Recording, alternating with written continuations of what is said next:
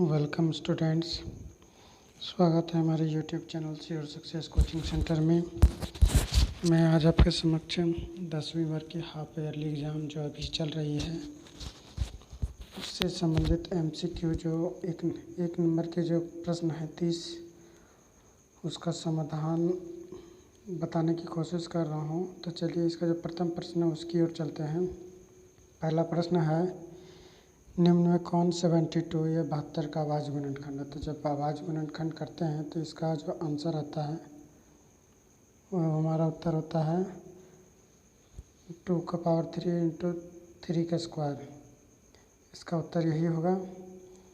अगला प्रश्न हमारा है y बराबर px। तो इसका बहुपद के शून्यकों की संख्या क्या है। तो इसमें बहुपद के शून्य की संख्या x यहाँ पर 3 जगह कट रहा है तो इसका उत्तर जो है 3 हो जाएगा। एक्स स्क्वायर माइनस 15 के शून्य हैं तो x square minus 15 equal to 0 लेते हैं तो माइनस 15 प्लस 15 हो जाता है। स्क्वायर हटाता है तो प्लस माइनस आता है तो प्लस माइनस रूट 15 ये आ जाएगा। तो इसका उत्तर ये हो जाएगा। अगला प्रश्न हमारा है, निम्न में कौन द्विघात समीकरण है। तो इसमें द्विघात समीकरण जो होगा 4 में से एक ऑप्शन है एक नंबर का ए नंबर का x प्लस वन का whole square equal to 2 of x minus 3। इसका हल यही होगा।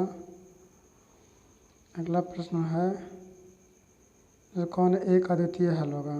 तो जानते हैं कि a1/a2 not equal to b1/b2। यह एक अद्वितीय हल होता है अर्थात इसका केवल एक हल होता है। तो इसका उत्तर हमारा जो हो जाएगा a1/a2 not equal to b1/b2 हो जाएगा। अगला प्रश्न हमारा है कि x square minus 2x minus 8 के शून्य का योग। तो इसका जो योग निकालते हैं इसका उत्तर c/a आता है। तो इसका उत्तर जो हमारा हो जाएगा कट करके लास्ट में इसका उत्तर जो आता है इसका उत्तर हमारा शून्य का योग जब निकालते b/c मतलब इसका उत्तर जो है x square minus 2x minus 8 के शून्यकों का योग जब सॉल्व करते हैं तो इसका मान जो आता है इसका मान हमारा आता है 2। अगला प्रश्न हमारा है, द्विघात समीकरण x square minus 3x minus 10 का एक मूल है। तो इसका एक जब मूल निकालते हैं तो इसका एक मूल जो हमारा है इसका एक हल -2 निकलता है। अगला प्रश्न है, साइन थीटा इक्वल टू 1/2। तो साइन में कितना का मान 1/2 होता है। तो साइन में 30 का मान 1/2 होता है इसलिए इसको साइन 30 हो जाएगा। अगला प्रश्न हमारा है, यदि सेक थीटा बराबर 3/5 तो यदि कॉस थीटा बराबर 3/5 तो सेक का थीटा का मान क्या होगा। कॉस का उल्टा सेक होता है तो 3/5 का उल्टा 5/3 हो जाएगा। तो इसका उत्तर 5/3 हो जाएगा। अगला प्रश्न हमारा है, sine square theta plus cos square theta का मान होता है। तो sine square theta plus cos square theta का मान 1 होता है। अगला प्रश्न हमारा है, मूल बिंदु का निर्देशांक क्या होता है। या ओरिजिन या केंद्र बिंदु का मूल बिंदु जो होता है उसका मान जो होता है उसका मान हम लेंगे, उसका मान x और y दोनों का मान 0 होता है तो इसका मान 0 हो जाएगा।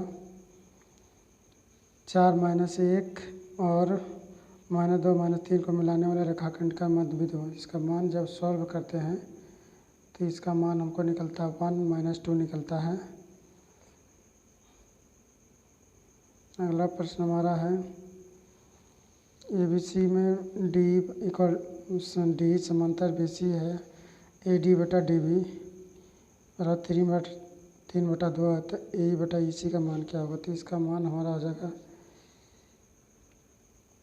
इसका मान जो हो जाएगा 3/5 निकलेगा इसका मान। अगला प्रश्न हमारा है, यदि त्रिभुज ABC समरूप है त्रिभुज EF का, कौन A 40 कौन B 60 तो F का मान क्या होगा। तो 60 और 40 100, तो त्रिभुज के तीनों कोनों का माप 180 डिग्री होता है, तो इसका मान जो हो जाएगा 80 डिग्री होगा। इसमें त्रिभुज में डी समांतर बेसी है। यदि ए डी बराबर 1.5 सेंटीमीटर, डी बी बराबर 3, ए बी बराबर 1 सेंटीमीटर, तो इसी का मान जब सॉल्व करते हैं तो इसका मान हमको 2 प्राप्त होता है। थेल्स प्रमेय के आधार पर या आधारभूत समानुपातिक प्रमेय के आधार पर। अगला प्रश्न हमारा, किसी वृत्त की त्रिज्या 7 सेंटीमीटर है तो उसकी परिधि क्या होगी। तो इसकी परिधि जो है जब सॉल्व करते हैं तो इसका परिधि का मान हमारा 44 आता है 2 पाई आर में। यदि 14 सेंटीमीटर त्रिज्या आर हमको 14 दिया हुआ है, तो क्षेत्रफल पाई आर स्क्वायर निकालेंगे तो इसका मान जो आता है 616 स्क्वायर आता है, 616 सेंटीमीटर स्क्वायर। अगला प्रश्न हमारा है, एक वृत्त का परिमाप और क्षेत्रफल संख्यात्मक रूप से बराबर होता है 2 pi r equal to pi r square. तो कटने के बाद आर इक्वल टू हमको 2 मिलता है, तो इसका ये आंसर हो जाएगा, केवल 2 यूनिट होगा। अगला प्रश्न है 10 और 25 का वर्ग चिन्ह। तो 10 और 25 को जोड़ेंगे और 2 से भाग दे देंगे, तो इसका मान जो है 17.5 आता है।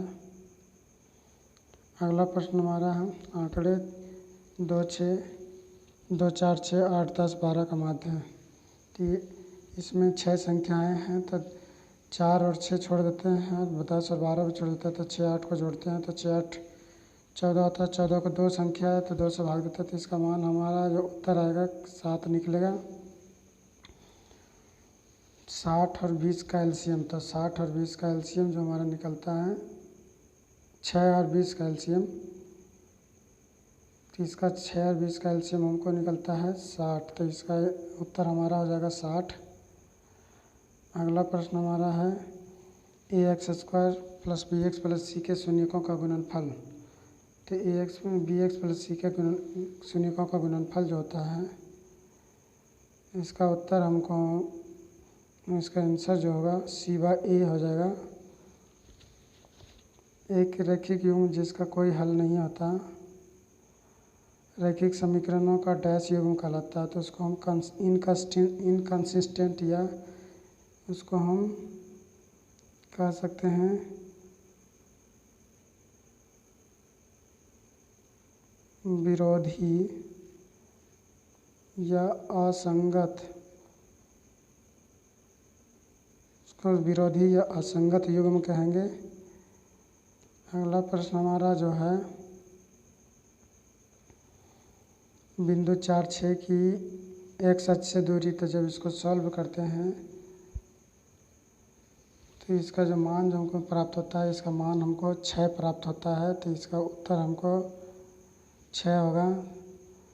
अगला प्रश्न हमारा है, सभी वर्ग होते हैं, तो सभी वर्ग समरूप होते हैं, आइडेंटिकल होते हैं, तो इसका उत्तर हो जाएगा समरूप।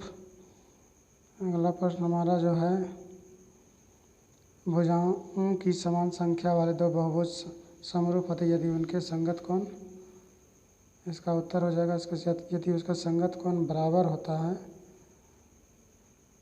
तो वो समान होते हैं, समरूप होते हैं, तो इसका बराबर हो जाएगा या समान हो। अगला प्रश्न है, त्रिज्या r एवं थीटा कोण वाले त्रिज्यखंड का क्षेत्रफल। तो त्रिज्यखंड का क्षेत्रफल जो होता है उसका सूत्र होता है θ/360 डिग्री है ना पाई आर स्क्वायर। तो ये थीटा हो जाएगा, तो 360 degree into pi r square, इसका सूत्र हो जाएगा।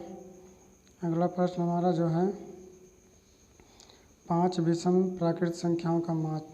तो 5 विषम संख्याओं को जब जोड़ते हैं 1, 3, 5, 7, 9, इसको जोड़ते हैं तो आता है 25 है। 25 5 संख्या है तो 5 से भाग देते हैं, तो इसका उत्तर हमको केवल 5 प्राप्त होता है।